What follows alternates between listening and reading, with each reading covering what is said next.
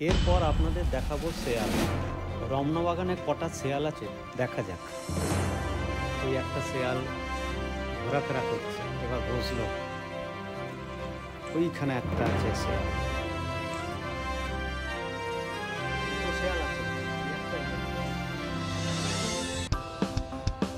শেয়ালকে মাংস খেতে দিয়েছে। এবার তো শেয়াল হাড় চিবিয়ে খাচ্ছে।